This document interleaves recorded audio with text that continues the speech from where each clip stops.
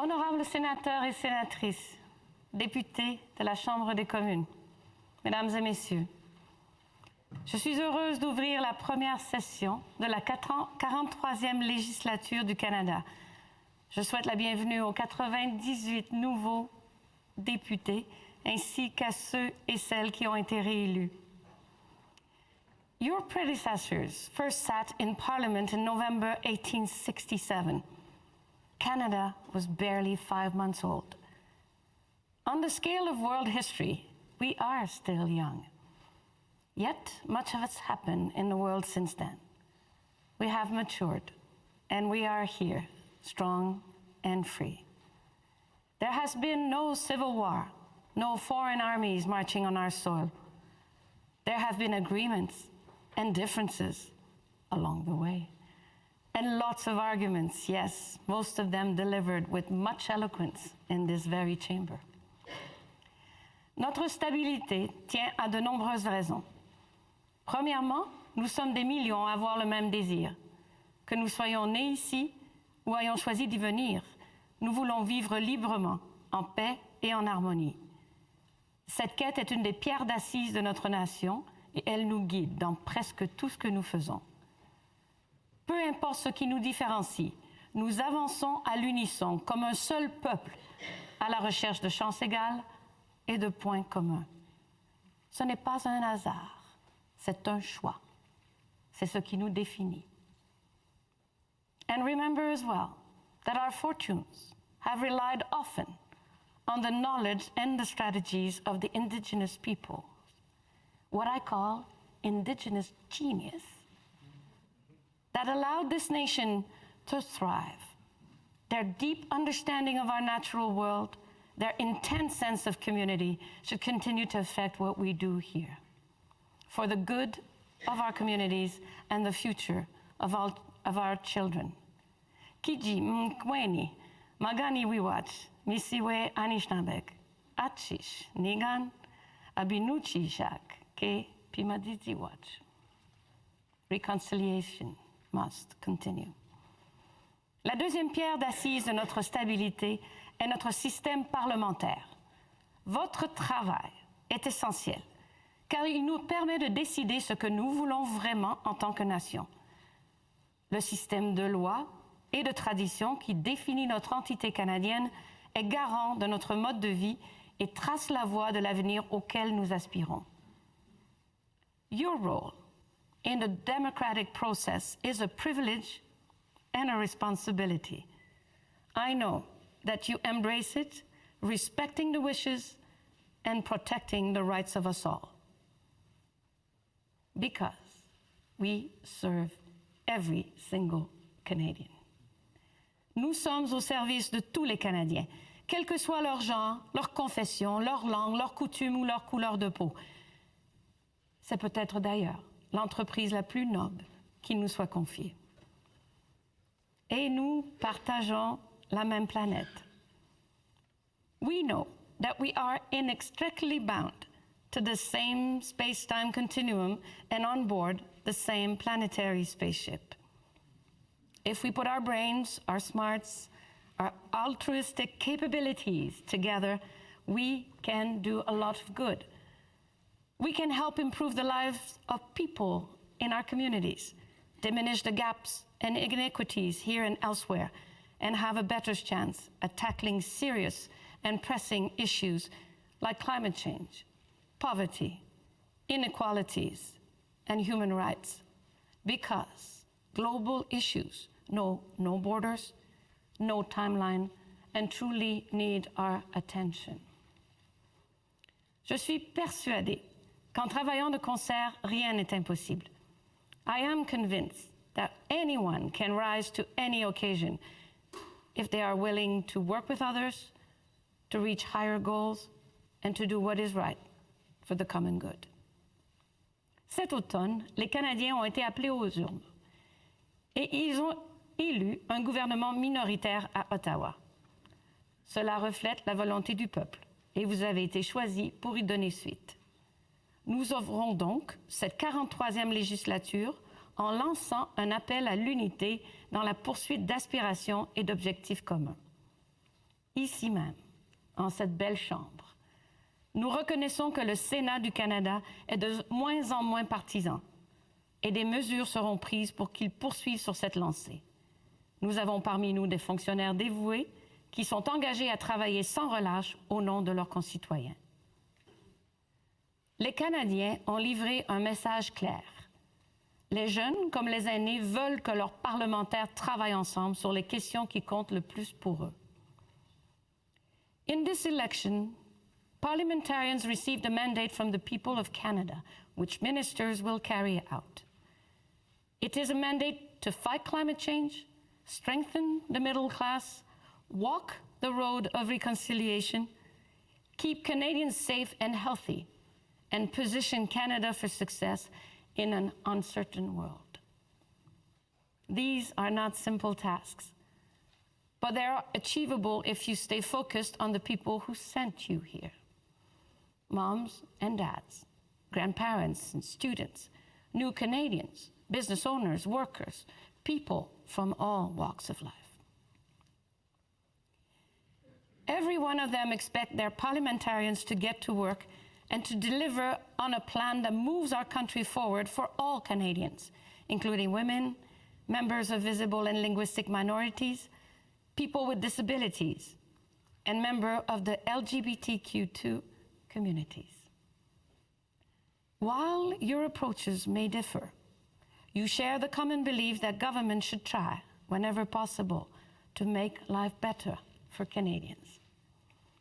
That includes better health care and affordable housing, lower taxes for the middle class and those who need it most, investment in infrastructure, public transit, science and innovation, less gun violence, and a real plan to fight climate change while creating good, well-paying jobs. But there are a few areas where this Parliament can make a real difference in the lives of Canadians. And as much as they have instructed you to work together, Canadians have also spoken clearly about the importance of their regions and their local needs. The government has heard Canadians' concern that the world is increasingly uncertain and that the economy is changing. And in this context, regional needs and differences really matter. Today's regional economic concerns are both justified and important.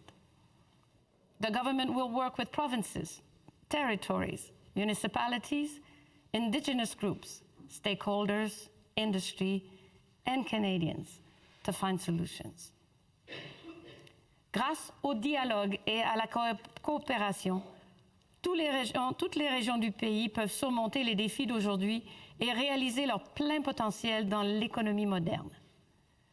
Tandis que le gouvernement met en place un plan ambitieux pour faire progresser le Canada, les parlementaires peuvent s'inspirer des Canadiens eux-mêmes. Ces derniers vous ont élus pour accomplir un travail important et ils montrent, au moyen de petits et de grands gestes, ce que vous pouvez faire pour être des parlementaires efficaces, des voisins qui s'entraident, qui placent la communauté en premier, qui trouvent un terrain d'entente, créent des liens et travaillent ensemble. C'est dans cet esprit de collaboration typiquement canadien que le gouvernement et cette législature s'appuieront sur les progrès accomplis lors du plus récent mandat et feront du Canada un pays qui profite à tous les Canadiens. Canada's children and grandchildren will judge this generation by its action or inaction on the defining challenge of the time, climate change. From forest fires and floods to ocean pollution and coastal erosion, Canadians are living the impact of climate change every day. The science is clear, and it has been for decades. A clear majority of Canadians voted for ambitious climate action now, and this is what the government will deliver. It will continue to protect the environment and preserve Canada's natural legacy, and it will do so in a way that grows the economy and makes life more affordable. The government will set a target to achieve net zero emissions by 2050. This goal is ambitious, but necessary for both environmental protection and economic growth. The government will continue to lead in ensuring a price on pollution everywhere in this country, working with partners to further reduce emissions. En outre, le gouvernement contribuera à rendre les habitations éco-énergétiques plus abordables et instaurera des mesures afin de bâtir des communautés plus vertes, plus éco-énergétiques et plus abordables. Il facilitera le choix des individus d'utiliser les véhicules zéro émission. Il travaillera pour faire en sorte que chaque communauté canadienne ait accès à de l'énergie propre et abordable. Il travaillera avec le milieu des affaires pour faire du Canada le meilleur endroit où établir et faire prospérer des entreprises du secteur des technologies propres. Et il viendra en aide aux personnes déplacées en raison de catastrophes climatiques. The government will also act to preserve Canada's natural legacy, protecting 25% of Canada's land and 25% of Canada's oceans by 2025. Further, it will continue efforts to reduce plastic pollution and use nature-based solutions to fight climate change, including planting 2 billion trees to clean the air and make our communities greener. And while the government takes strong action to fight climate change, it will also work just as hard to get Canadian resources to new markets and offer unwavering support to the hardworking women and men in Canada's natural resources sector, many of whom have faced tough times recently. Canada's experience proves that economic growth is the surest way to maintain a good quality of life for citizens. Over the past 4 years, Canada has seen tremendous growth, and through it all, the government has worked to ensure that all Canadians benefit from Canada's economic success, cutting taxes, reducing poverty, and creating over 1 million jobs.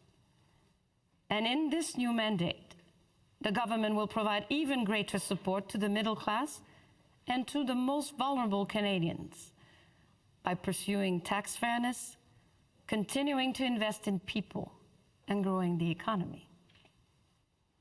As its first act, the government will cut taxes for all but the wealthiest Canadians, give more money to middle-class families and those who need it most. The government will also act on housing. After drastically reducing poverty across the country in the last mandate, the government will continue its crucial investment in affordable housing. It will also make it easier for more people to buy their first home. The government will give families more time and money to help raise their kids and make before and after school care more accessible and affordable. It will cut the cost of cellular and wireless services by 25%. It will strengthen the pensions so that many seniors rely on and increase the federal minimum wage. Understanding that an educated Canada is a successful Canada, the government will give more support to students, be they new graduates struggling with loan repayment, or be they heading back to school mid-career to learn new skills. Le gouvernement continuera aussi de mener un programme économique qui bâtit une économie canadienne moderne. Cela signifie aller de l'avant avec le nouvel ALENA, afin de maintenir une économie nord-américaine florissante et intégrée. Dans le cadre de cet accord et d'autres accords commerciaux, les secteurs soumis à la gestion de l'offre seront pleinement et équitablement indemnisés. En fait, de nombreux producteurs laitiers recevront leur premier chèque ce mois-ci. Le gouvernement va revoir les règles qui encadrent le nouvel environnement numérique, de manière à ce qu'elles soient équitables pour tout le monde. Le gouvernement s'emploiera à éliminer les obstacles au commerce intérieur et international pour les entreprises et les producteurs agricoles. Il continuera à faire des investissements ambitieux dans les infrastructures et réduira les formalités administratives pour qu'il soit plus facile de créer et de faire croître une entreprise de démarrage ou une petite entreprise. Et le gouvernement mettra en œuvre un plan financier responsable pour maintenir la vigueur et la croissance de l'économie. Every single person in Canada deserves a real and fair chance at success. And that must include Indigenous people. In 2015, the government promised a new relationship with Indigenous peoples, one that would help deliver a better quality of life for their families and communities. Real progress has been made over the past 4 years, including the elimination of 87 long-term drinking water advisories, equity in funding for First Nation K-12 education, the passage of historic legislation to protect Indigenous language and to affirm Indigenous jurisdiction over child and family services, and the completion of the national inquiry into missing and murdered Indigenous women and girls. But we know that there is still much work to do. Reconciliation with Indigenous people remains a core priority for this government, and it will continue to move forward as a partner on the journey of reconciliation. Indeed, when Indigenous people experience better outcomes, all Canadians benefit. Among other things, the government will take action to co-develop and introduce legislation to implement the United Nations Declaration on the Rights of Indigenous Peoples in the first year of the new mandate. Continue to work of eliminating all long-term drinking water advisories on reserves by 2021 and ensure safe drinking water in First Nations communities. It will co-develop new legislation to ensure that Indigenous people have access to high-quality, culturally relevant healthcare and mental health services. And it will continue to work to implement the Truth and Reconciliation Commission's call to action and the National Inquiry into Missing and Murdered Indigenous Women and Girls Call for Justice in partnership with First Nations, Inuit, and Métis people. Le gouvernement travaillera avec les communautés autochtones pour combler le déficit d'infrastructures d'ici 2030. Il poursuivra les efforts de collaboration pour que les Autochtones puissent prendre en main leur destinée et prendre leurs décisions qui concernent leur communauté. Il adoptera des mesures pour s'assurer de respecter l'esprit et l'intention des traités, des accords et des autres ententes constructives conclues avec les Autochtones. Il veillera à ce que les peuples autochtones qui ont été blessés par le système d'aide à l'enfance soient indemnisés équitablement et en temps opportun. Et il continuera à investir dans les priorités autochtones en collaboration avec les partenaires autochtones. Le chemin de la réconciliation est long. Cela dit, le gouvernement, dans ses actions et ses interactions, poursuivra sur ce chemin avec les Premières Nations, les Inuits et les Métis. Wherever they live, in small rural communities or in big cities, in the foothills of the Rockies or the fishing villages along our coastlines, in the far north or along the Canada-US border, all Canadians want to make Canada a better place for themselves, their children, and their communities. But there are challenges in making that better future a reality. Year after year, headline after headline, Canadians have seen firsthand the devastating effect of gun violence. Too many lives lost, too many families shattered. It is time to show courage and strengthen gun control. The government will crack down on gun crime, banning military-style assault rifles and taking steps to introduce a buyback program. Municipalities and communities that want to ban handguns will be able to do so. And the government will invest to help cities fight gang-related violence. Nous sommes aujourd'hui à la veille du 30e anniversaire du meurtre horrible des 14 femmes de l'École polytechnique de Montréal. Une journée où tous les Canadiens s'arrêtent pour rendre hommage à ces femmes qui ont été tuées en raison de leur sexe. Et nous faisons le bilan des torts que la violence sexiste continue de causer à la société canadienne. Le gouvernement fera davantage pour lutter contre la violence sexiste au Canada, en s'appuyant sur la stratégie contre la violence fondée sur le sexe et en collaborant avec des partenaires pour élaborer un plan d'action national. Ensuring a better quality of life for Canadians also involves putting the right support in place so that when people are sick, they can get the help they need. The government will strengthen healthcare and work with the provinces and territories to make sure all Canadians get the high-quality care they deserve. The government will work with provinces, territories, health professionals, and experts in industry and academia to make sure that all Canadians can access a primary care family doctor. The government will partner with provinces, territories, and health professionals to introduce mental health standards in the workplace and to make sure that Canadians are able to get mental health care when they need it. And the government will make it easier for people to get the help they need when it comes to opioids and substance abuse. Canadians have seen the widespread harm caused by the use of opioid in this country. More needs to be done, and more will be done. Too often, Canadians who fall sick suffer twice. Once from becoming ill, and again from financial hardship caused by the costs of their medications.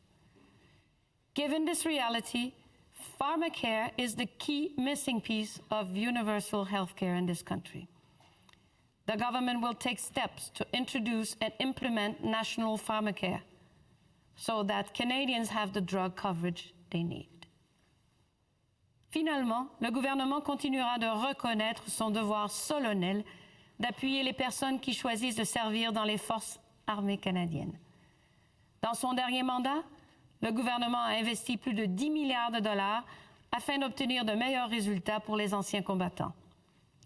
Puis, dans cette nouvelle législature, le gouvernement s'appuiera sur le travail déjà réalisé en améliorant le soutien aux soins de santé mentale et en prenant des mesures pour que tous les anciens combattants sans abri aient un endroit où vivre.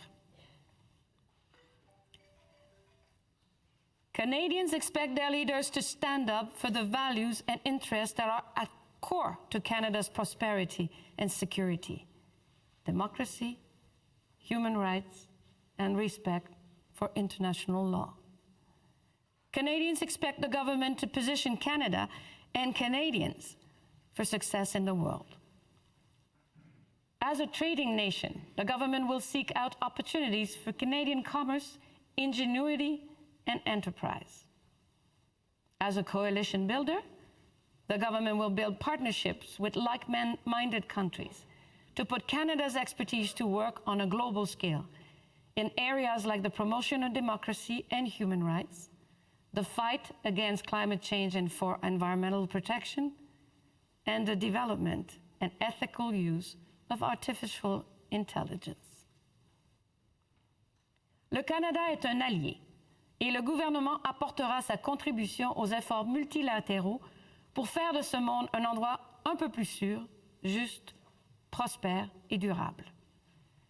Le gouvernement renouvellera l'engagement du Canada à l'égard de l'OTAN et du maintien de la paix dans le contexte des Nations unies. Il défendra l'ordre international fondé sur les règles lorsque cet ordre est remis en question, surtout lorsqu'il s'agit du commerce et des enjeux numériques. Et il continuera de veiller à ce que la voix du Canada soit entendue à l'ONU et en particulier au Conseil de sécurité de l'ONU. Finalement, le Canada est un partenaire compatissant et le gouvernement fournira des ressources ciblées pour l'aide au développement international, notamment pour investir dans l'éducation et l'égalité des sexes. Il aidera les personnes les plus pauvres et les plus vulnérables du monde à améliorer leur qualité de vie et à ensuite devenir de solides partenaires du Canada. Chers parlementaires,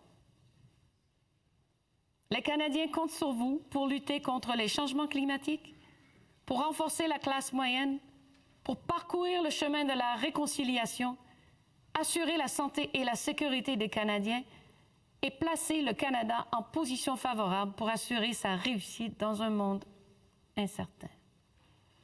Et je sais que vous pouvez y arriver grâce à votre bonne volonté, à votre humilité et à votre empressement à travailler ensemble. N'hésitez pas à fixer des exigences plus ambitieuses en ce qui a trait à la façon de faire de la politique au pays. Après tout, le gouvernement sait qu'il doit travailler avec les parlementaires pour obtenir des résultats. Le mandat de cette récente élection est un point de départ et non le dernier mot. Le gouvernement est réceptif aux nouvelles idées provenant de tous les parlementaires, les partis intéressés, les fonctionnaires et les Canadiens. Des idées comme les soins dentaires universels méritent d'être étudiées et j'encourage le Parlement à le faire. Whether it's fighting money laundering or making parental benefits tax-free, there are good ideas across parties, and this government is ready to learn from you and work with you in the years ahead. Some believe that minority governments are incapable of getting things done, but Canada's history tells us otherwise. Canada's parliament is one of the most enduring and vital institutions in the democratic world. It has delivered a tremendous way of life for the Canadian people through crisis and prosperity, through majority and minority governments. On December 31st, 1966, Prime Minister Lester B. Pearson welcomed Canada's centennial year and lit the centennial flame in front of the Parliament buildings for the first time. In his remarks, he said, "Tonight we begin a new chapter in our country's story. Let the record of that chapter be one of cooperation and not conflict, of dedication and not division, of service, not self, of what we can give, not what we can get. Let us work together as Canadians to make our country worthy of its honored past and certain of its proud future." In this 43rd Parliament, you will disagree on many things, but you will agree on a great many more. Focus on your shared purpose, making life better for the people you serve. Never forget that it is an honor to sit in this Parliament. Prove to Canadians that you are worthy holders of those seats and worthy stewards of this place.